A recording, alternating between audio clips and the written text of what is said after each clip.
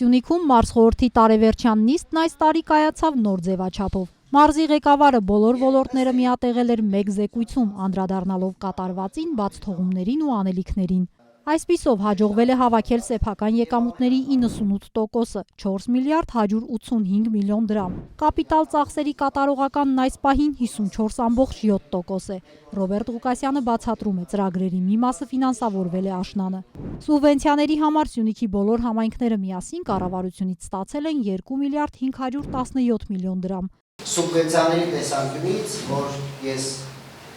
վերջին 4 տարիները նայում եմ, շատ լուրջ առաջընթաց ունենք։ Մենք բազմաթիվ ծրագրեր ունենք, որ 19 թվականից էին գալիս, 20 թվականից շատ բարդ ծրագրեր ունենք անլուծելի, բայց միևնույն ժամանակ չենք կարող չփաստել, որ մենք ունենք այնպիսի խոշոր ծրագրեր, ինչպիսին Կապանի համայնքապետարանի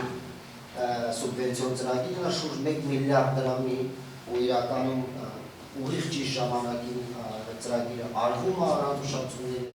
Սյունիքում կառուցվում է 39 դպրոց, 4-ի շինարարությունն ավարտվել է։ 19,6 միլիարդ դրամ է իրացվել հյուսիս-հարավ տրանշ 4-ի Ագարակ-Քաջարան ճանապարհի կառուցման նպատակով։ 10,8 միլիարդ էլ այս պահին հատկացվել է մարզում այլ ճանապարհների վերանորոգման աշխատանքներին։ Բուսաբուծության, անասնապահության և լիզինգի համար մարզի գյուղատնտեսները ստացել են շուրջ 100 միլիոն դրամի աջակցություն։ Ծրագրերը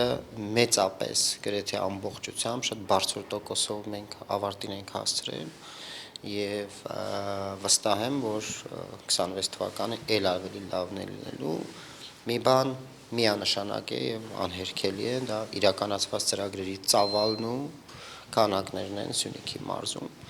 որը ամեն տարի դառնում է նոր ռեկորդ։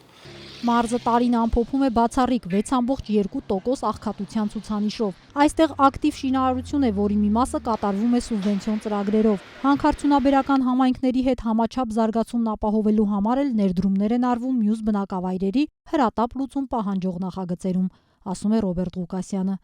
Խոշոր 1000 հարկատուներում ունենք մեծ թվով ներկայացված Սյունիքից։ Որպես մարզպետ կարող եմ ասել, որ տարվա մեզ համար դրական անակնկալը դա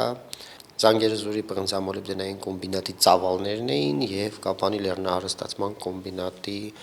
այդ վերելքը, որ իրենք հայտնվեցին խոշոր հարկատուների հորիզոնականները շատ առաջ բերեցին։ Սա խոսում է նրա մասին, որ կայունություն կա մարզում եւ խոսում է նրա մասին, որ կարող ենք արդեն ժպտալով ամփոփել տարին, հույս ունենալով, որ մյուս տարին ել ավելի լավ արդյունքներ լինեն։ Նոր ավելի լավ տարի ունենալու ակնկալիքով ենք թևակողում 2026, շեշտում է մարզի ղեկավարը, ասելիքն ամփոփում շնորհավորանքով ու մաղթանքներով։ Ես նախ եւ առաջ մաղթում եմ խաղաղություն, սա ամենակարևորն է, երջանկություն բոլորին եւ միասնություն, որը միակ նախապայմանն է, որ մենք հաղթահարենք բոլոր մարտահրավերները։ Տիգրանուհի Բադալյան, Ռոբերտ Օհանջանյան, Սյունիք լուրեր։